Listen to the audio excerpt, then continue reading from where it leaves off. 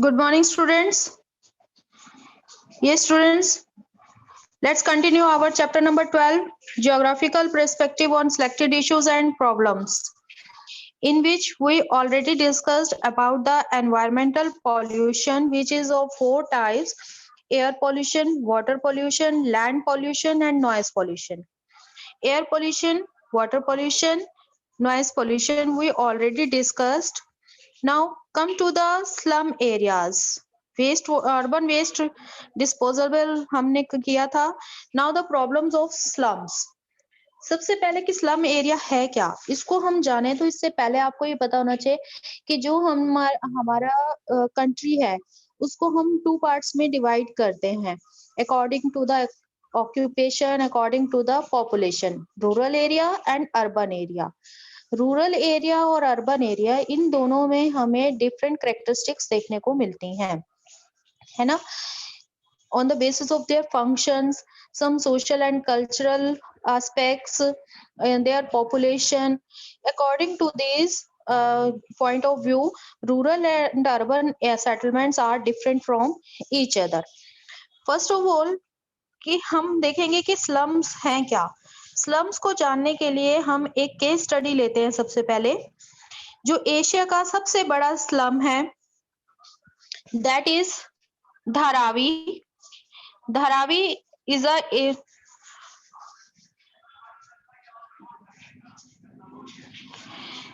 yes, Dharavi is the largest slum of the Asia, है ना, जिसमें आजकल आप न्यूज में भी सुनते हो कि जो कोरोना चल रहा है वहां पर महाराष्ट्र मुंबई में आपने देखा था धारावी का सबसे ज्यादा उन लोगों को इस बात का ही डर था क्योंकि वहां पर पॉपुलेशन भी ज्यादा है और वो एक स्लम एरिया है. अब ये स्लम एरिया आप यहाँ पर पिक्चर में ऐसे देख सकते हो कि जहां पर जो हाउसेस है वो बिल्कुल आपको दिख रहा होगा कि स्पेस ही नहीं है इनमें, है ना. तो इस तरीके का स्लम एरिया जो है हमें एशिया में देखने को मिलता है, दैट इज धारावी. और ये केस स्टडी जो है आपको क्वेश्चन की फॉर्म में आएगी. अब वहां पर क्या सिचुएशन है, ये एक इतना लार्ज स्लम एरिया है but there is no space between the two lanes of the houses. Even the auto rickshaws cannot go there. Three-wheelers are banned to enter in this slum area. So then Dharavi is a part of Central Bombay. Central Bombay का जो है ये एक part है जहां पर जो हमें रोड साइड है वो इतनी नैरो मिलती है कि only a bicycle can pass.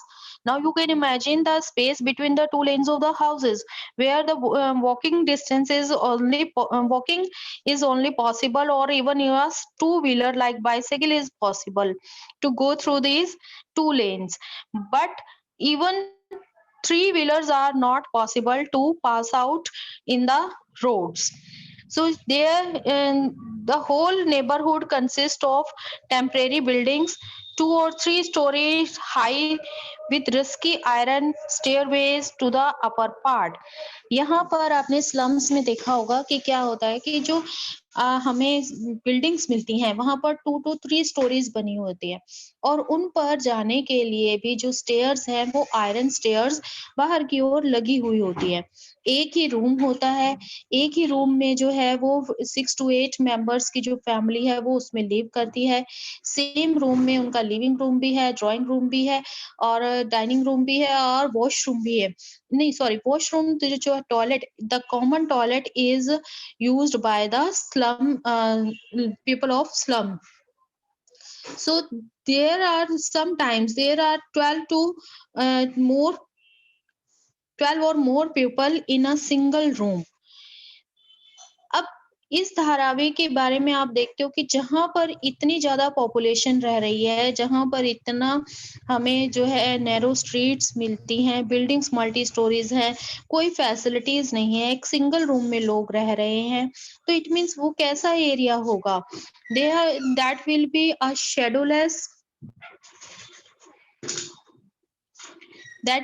shadowless, treeless, sunlight, uncollected garbage, stagnant pools of foul water, non-human creature like shining crows, long grey rats, ठीक है। ये इस तरीके की चीजें जो हैं हमें धारावी में देखने को मिलती हैं। मतलब वहां पर सनलाइट प्रॉपर नहीं पहुंच पाती है, गार्बेज का जो है प्रॉपर मैनेजमेंट नहीं है, वाटर जो है वो प्योर नहीं है, सेफ फॉर ड्रिंकिंग नहीं है। इवन जो क्रॉस है, रेड्स हैं, इस तरीके के जो क्रिएचर्स हैं वो यहाँ वहाँ हमें देखने को मिलते हैं। So it is very messy area and not fit for living for the human beings, but still it is very valuable. It is very valuable, and it inspires in the rich people of the Bombay, and it creates the wealth of the Bombay also, because जो यहाँ पर ये areas है that is very rich in pottery, embroidery, zari work, sophisticated leather works, and high fashion garments, chemical products.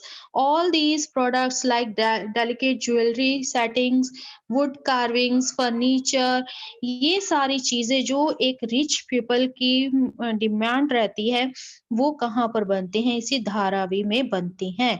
It means it is a rich source of all the sophisticated products like leather goods, garments हो गए, चाहे वो जरी work है, चाहे वो metal work है, jewellery बन रही है। इवन जो हमारे हम ब्यूटीफुल वास देखते हैं, क्रीमिक प्रोडक्ट्स देखते हैं, जो बहुत ही एक्सपेंसिव होते हैं। ये सभी चीजें जो हैं वो कहाँ पर बनाई जाती हैं? धारावी में बनाई जाती हैं।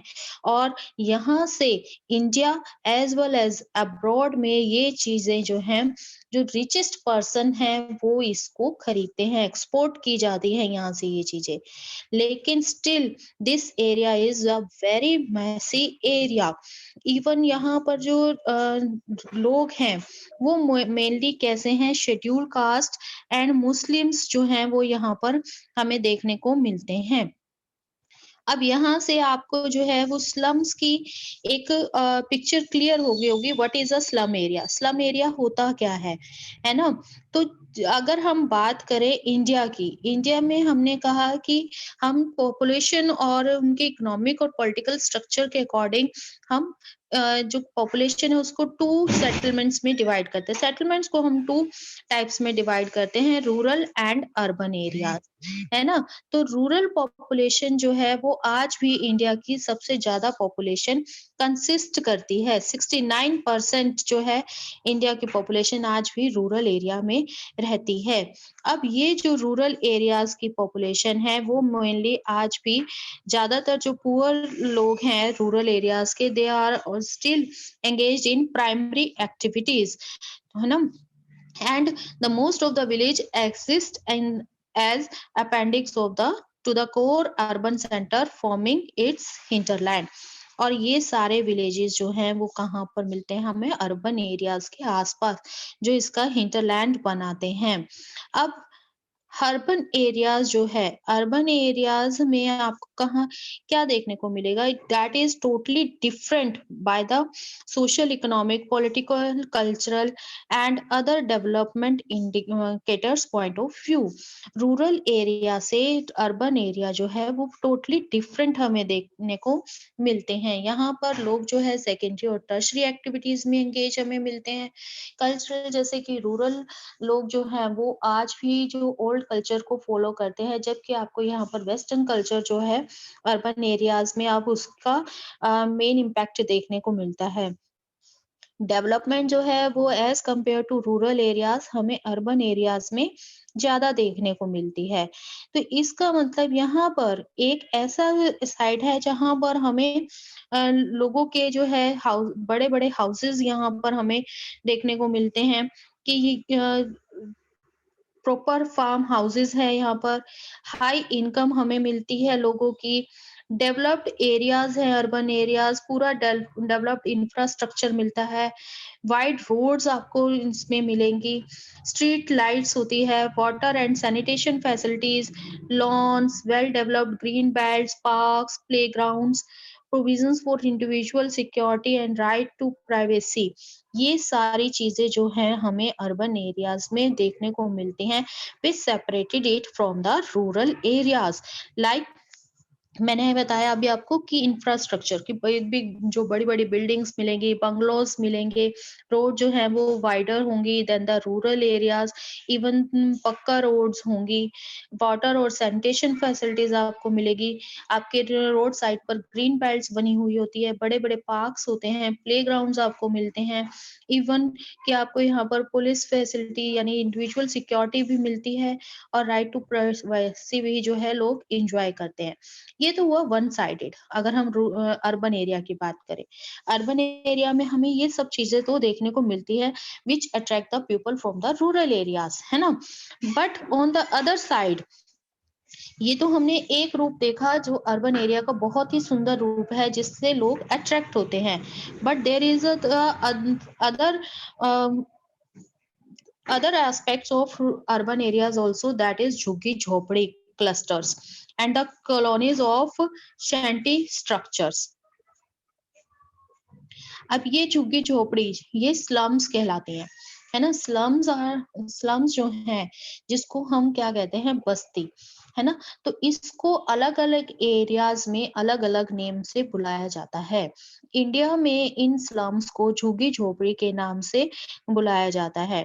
अब ये झुग्गी झोपड़ी किस लिए कैसे जो है ये जनरेट होती है, अभी जैसे मैंने बताया कि जो ऊपर की हमने अभी भी जितने भी पॉइंट्स पढ़े जो अर्बन एरियाज को बहुत ही डिलाइटफुल जो है शो करते हैं, जिससे लोग जो हैं वो क्या करते हैं, रूरल एरिया से अर्बन एरिया में माइग्रेट होते हैं।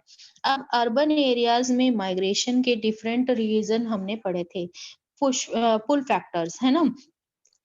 मीन्स कि due to in the search of employment, due to the sanitation facilities, housing facilities, due to the educational facilities, the people from the rural areas migrated towards the urban areas, and it increased the population of the urban areas. And when the population increases in any places and at any place, the rent of housing will be high, the cost of land will be increased। तो यहाँ पर क्या होगा कि ये लोग जो हैं वो इन एरियाज में माइग्रेट तो होकर आ जाते हैं, लेकिन हाउसेस जो हैं वो लिमिटेड हैं, लेकिन पॉपुलेशन जो है वो ज्यादा है। It causes high rent and high cost of land. अब इससे क्या होगा कि इन लोगों को रहने के लिए प्रॉपर हाउसिंग फैसिलिटीज नहीं मिलेगी, और ये लोग जो है वो क्या करते हैं, these poor migrated people begin to live at the outer side of the city in the poor hygienic conditions, poor ventilation, lack of basic amenities like drinking water, light and toilet facilities, etc. तो यहाँ पर जो है open defection मिलता है, unregulated drainage system, overcrowded narrow street patterns, which cause serious health and socio environmental hazards। Means कि जो यहाँ पर ये लोग हैं वो क्या करते हैं कि जब उन्हें प्रॉपर हाउसिंग फैसिलिटीज नहीं मिलेगी तो वो क्या करेंगे कि वो सिटीज के बाहर के एरियाज में जो ओपन स्पेस पड़ा है, जो गवर्नमेंट स्पेस पड़ा है, उस पर बस्ती बनाकर या कच्ची झोपड़ियां बनाकर उसमें रहना शुरू कर देते हैं। अब ये झोपड़ियां कैसी होती हैं, जिसमें हाइजीनिक फैसिलिटीज नहीं होती, वेंटिलेशन प्रॉपर नहीं होता, जैसे अभी हमने ऊपर पिक्चर में देखा था कि houses are very close to each other, so there is no ventilation, no basic amenities, no pure drinking water, even the light hardly can reach to the surface, even toilet facilities are not provided, even a single common toilet is used by the entire slum। जो एक पूरा building है, एक slums में एक building है, उसमें पूरी बिल्डिंग जो है वो एक कॉमन टॉयलेट को जो है यूज करती है। यहाँ पर जगह जगह पर हमें गंदगी के ढेर देखने को मिलेंगे, ड्रेनेज सिस्टम प्रॉपर नहीं मिलता, ओपन ड्रेनेज सिस्टम है जिससे वहां पर बहुत सारे जो है इंसेक्ट्स जो हैं स्प्रेड होते हैं, नैरो स्ट्रीट्स मिलती हैं। अब इन सब चीजों के कारण क्या होता है, वहां पर हेल्थ प्रॉब्लम्स हमें देखने को मिलती है। हेल्थ प्रॉब्लम के साथ साथ वहां पर जो एनवायरमेंटल प्रॉब्लम्स हैं वो भी जनरेट हो जाते हैं due to these lack of these facilities.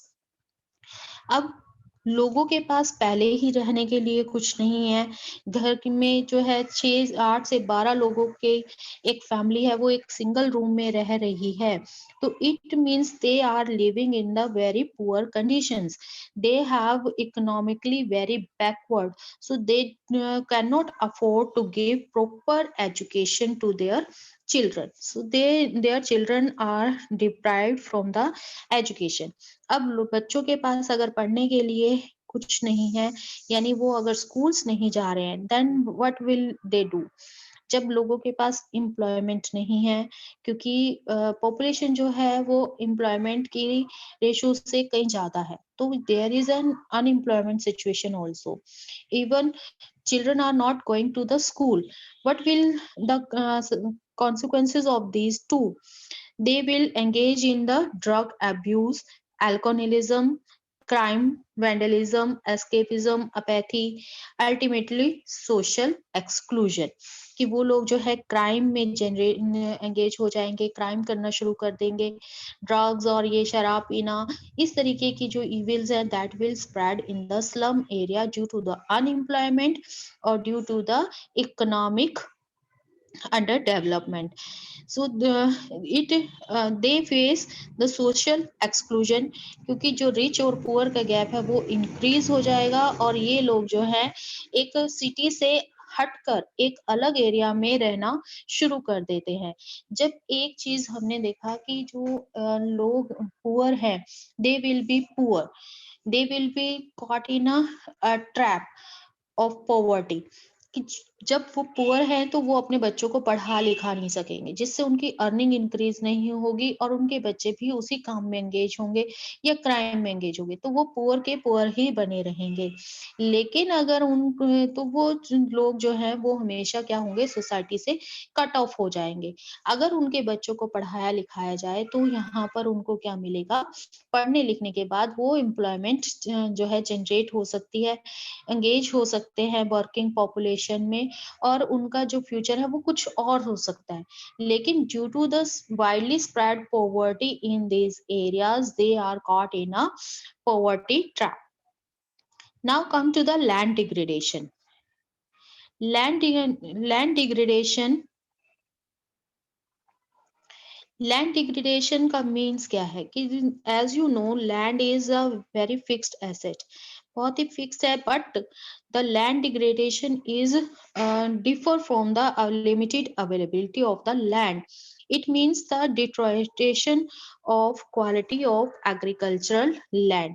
जब हमारी जो लैंड है, नो डाउट कि वो एक फिक्स्ड एसेट है, फिक्स्ड अमाउंट में है, लिमिटेड अवेलेबिलिटी है, लेकिन जब उसी एग्रीकल्चर लैंड की क्वालिटी डिट्रॉइट होना शुरू हो जाए, डिक्लाइन होना शुरू हो जाए, तो उसे हम क्या कहेंगे, लैंड डिग्रेडेशन। अब ये लैंड डिग्रेडेशन जो है वो किन फैक्टर्स के कारण होता है? सबसे पहला फैक्टर आ जाता है हमारा soil erosion, second is water logging, third is salinization, fourth is alkalinization that led to the land degradation. अब इससे क्या होगा कि जो हमारी फर्टिलिटी है लैंड की, that will decline, and the fertility decline it means the productivity declines. When the population is growing day by day and the productivity declines, so it there will be temporary or permanent decline in productivity capacity of the land. अब दो तरीके से जो है land की capacity, हम land की productivity decline करती है, एक तो टेम्परेरी बेसिस पर और दूसरा परमानेंटली डिक्लाइन हो सकती है। तो लैंड इट मीन्स कि हम ये नहीं कह सकते कि अगर लैंड डिग्रेड हो रही है तो वो permanently, if the land degraded permanently that will be called wasteland. अगर लैंड जो है वो परमानेंटली डिक्लाइन हो जाएगी तो उसका मीनिंग क्या होगा कि वो क्या हो गई है, वेस्टलैंड में कन्वर्ट हो गई है। ठीक, तो there are two processes that induce land degradation, first is natural and second is human factor. दो तरीके से हमारा लैंड डिग्रेडेशन हो सकता है, नेचुरल फैक्टर से और ह्यूमन फैक्टर से। तो नेशनल रिमोट सेंसिंग सेंटर्स जो हैं उन्होंने वेस्टलैंड को क्लासिफाई किया by the remote sensing techniques and categorize these wastelands according to the processes that have created them. There are a few types of wasteland such as gulid, ravenous land, desertic or coastal land, sands, barren rocky areas, steep sloping land, glacial areas. अब ये land कैसी हैं? चाहे Gillies हम क्या कैसा land होता है कि जब बारिश हो रही होती है, रेनफॉल हो रही है, तो जब एक ही जगह पानी टलता रहता है तो उससे पूरे एक अगर लार्ज एरिया ओपन है तो उसमें एक जगह पर पानी आता रहेगा तो उसमें बड़े बड़े खड्डे पड़ जाते हैं, इससे वो लैंड जो है that will B unfit for the agriculture. इसी तरीके से हमें अर्थ सरफेस पर कुछ डेजर्टिक लैंड देखने को मिलता है, कुछ कोस्टल लैंड देखने को मिलता है जहां पर सैंड ही सैंड मिलती है, कुछ एरियाज ऐसे हैं जो बहुत ही रॉकी एरियाज हैं, स्टीप स्लोपिंग एरियाज हैं, वहां पर हम एग्रीकल्चर नहीं कर सकते, ऐसे ही ग्लेशियल एरियाज है। All these are caused by natural agents. अब ये जो है वो सारे कैसे हैं? Natural factors है, we can't interfere in them. But the other type of degraded land as waterlogged and marshy areas, land affected by salinity, alkalinity, and land with or without scrub, these are human factors. कि जब land में water lodging की problems आ जाए, बहुत ही वेटी area के कारण वो area marshy areas में कन्वर्ट हो जाए, लैंड में सैलिनिटी या एल्कनिटी की इंक्रीज हो जाए, वहां पर कोई भी हमें ग्रास कवर ना नजर आए, these are all the human factors and land is mostly degraded by the human factors than the natural factors. इसके साथ साथ कुछ जो है area that is degraded by the shifting cultivation, degraded land under plantation crops, degraded forest, degraded pastures, and mining and industrial wasteland. These are also the human factors which cause the land degraded. जैसे कि shifting cultivation क्या है कि एक piece of land पर cultivation किया और उसकी जैसे ही लैंड की न्यूट्रिशन वैल्यू खत्म हो गई तो दूसरी एरिया में जाकर कल्टीवेशन करना शुरू करते हैं, इससे लैंड जो है वो क्या होती जाएगी? डिग्रेड होती जाएगी। ऐसे ही प्लांटेशन क्रॉप्स में भी अगर पानी सीधा जा रहा है तो वो सॉइल इरोजन प्रिवेंट करेगा। फॉरेस्ट को जो है हम डिफोरेस्टेशन किया जा रहा है जिससे भी लैंड डिग्रेड हो जाएगी। पास्चर ग्राउंड्स ओवर ग्रेजिंग की जाती है पास्चर्स पे जिससे कि वहां का ग्रास कवर जो है वो रिमूव हो जाता है। मोर ओवर जो mining and industrial waste land है मींस माइनिंग और इंडस्ट्रियल एरिया से जो सॉलिड वेस्ट निकलता है वो लैंड पर पूरी तरह से फैल जाता है और लैंड से पानी को फिल्टर नहीं होने देता और उस लैंड को डिग्रेड कर देता है। All these are factors are called human factors which degrade the land. So man-made factors or processes are more important than the natural processes. अब ऐसी ही एक हम केस स्टडी पढ़ेंगे जहां पर लैंड को डिग्रेड होने से बचाने के लिए कुछ एफर्ट किए गए। सबसे पहले हम बात करते हैं Jhabua district which is located in the western most agroclimatic zone in Madhya Pradesh. Madhya Pradesh का एक डिस्ट्रिक्ट है झाबुआ जो यहाँ का एक बहुत ही एग्रो क्लाइमेटिक जोन है और यहाँ के 5 मोस्ट बैकवर्ड डिस्ट्रिक्ट्स में से एक है। कंट्री की जो 5 मोस्ट बैकवर्ड डिस्ट्रिक्ट्स हैं उनमें से एक है। मोस्टली यहाँ की जो पॉपुलेशन है that is tribal population. People are very poor, high rate of resource degradation हमें यहाँ मिलेगा both of the forest and the land, क्योंकि लोग जो हैं वो ट्राइबल पीपल हैं that are totally depend upon the forestry. और यहाँ का जो लैंड है that will be degraded by the tribal people due to the shifting cultivation. तो इस लैंड को बचाने के लिए वहां पर क्या किया गया? The watershed management programs funded by both the ministries of rural development and agriculture government of India have been successfully implemented in Jhabua districts which prevented land degradation and improving soil quality. तो यहाँ पर जो हमारे दो department है, rural development and agriculture, दोनों ने ही जो है यहाँ पर वाटरशेड मैनेजमेंट प्रोग्राम इम्प्लीमेंट किया और वो इतना सक्सेसफुल हुआ कि इस एरिया का जो लैंड है that can be prevented by the degradation and the soil quality was improving. अब वाटरशेड मैनेजमेंट जो प्रोग्राम है उससे यहाँ के लैंड, वाटर और वेजिटेशन एंड जो लोगों का लाइवलीहुड है उसको इम्प्रूव करने के लिए प्रॉपर मैनेजमेंट की गई। और ये management by the management community तो हुआ ही, साथ साथ जो यहाँ की ट्राइबल कम्युनिटी है उसने भी इसमें पार्टिसिपेट किया। अब ये जो पार्टिसिपेशन है इससे क्या हुआ कि जो यहाँ का 20% टोटल एरिया है that was treated by the work of ministries। ऐसे ही झाबुआ का एक ब्लॉक है पेटलावाड़ of Jhabua, that is located in the northernmost part of the district and represent an interesting and successful case of government NGO partnership and community partnership in managing watershed programs। एक बहुत ही अच्छा example है जो हमें देखने को मिलता है कि जो गवर्नमेंट के एनजीओ हैं और वहाँ की जो लोकल कम्युनिटीज हैं उन दोनों के पार्टिसिपेशन से वहाँ के वाटरशेड मैनेजमेंट प्रोग्राम को प्रॉपरली इम्प्लीमेंट किया गया और उसका एक बहुत ही पॉजिटिव रिजल्ट हमें इस एरिया में देखने को मिलता है। अब यहाँ के जो ट्राइबल कास्ट है उनको क्या कहा जाता है, भील्स। एंड ये जो भील्स हैं they are totally depend upon the forestry. अब इन लोगों ने क्या किया, इन्होंने अपने एफर्ट से यहाँ पर कॉमन प्रॉपर्टी रिसोर्सेज को जनरेट करना शुरू किया। कॉमन प्रॉपर्टी रिसोर्सेज हमने पढ़ा था कि जो भी कम्युनिटी के प्लेसेस हैं वहां पर क्या किया जाता है, फॉरेस्ट्री की जाती है। मीन्स कि जैसे कि आपके पब्लिक पार्क्स हैं, रोड साइड्स हैं, ग्रीन बेल्ट्स बनाई जाती हैं, टेम्पल साइड्स हैं, वहां पर क्या किया जाता है, वहां पर प्लांटेशन का काम किया जाता है।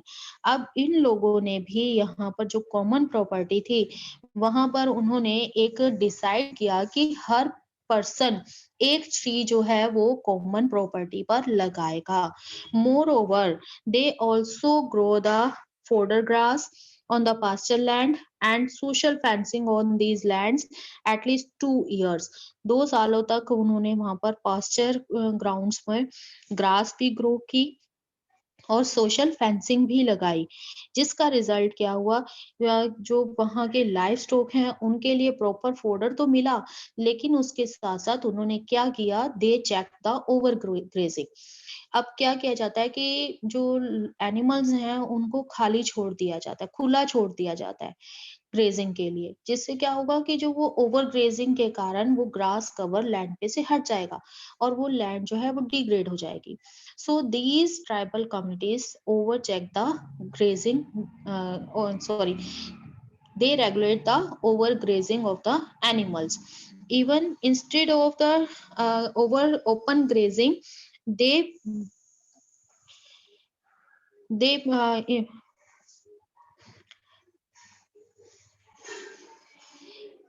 so they avoid the open grazing and instead of it they promote the stall feeding of cattle, and they believe that it would develop and sustain the cattle in future। So it is a very interesting experience of the community which manage the pasture grounds and even जो एक वहाँ के villagers थे जिन्होंने उस land को अपने under लिया हुआ था, उनसे वो लैंड जो है उन्होंने, जिसको वहां पर तहसीलदार कहा जाता था, जिनका उन लैंड पर राइट माना जाता था, अब विलेजर्स और इन तहसीलदारों के बीच में क्या हुआ, कन्फ्लिक्ट हुआ। और इसके साथ साथ उन्होंने अपना ये डिमांड रखी कि इस सीपीआर को यानी कॉमन प्रॉपर्टी रिसोर्सेज को जो है वो पूरे ग्रुप का होना चाहिए और इससे जो भी बेनिफिट मिलते हैं वो भी पूरी कम्युनिटी को मिलने चाहिए, ना कि एक इंडिविजुअल पर्सन लाइक तहसीलदार को। So this is the case study about the developing of land or to prevent the land degradation. If you have any doubt, then you can ask now. Your syllabus is completed now. Only one chapter of practical is pending. If you have any doubt, you can ask.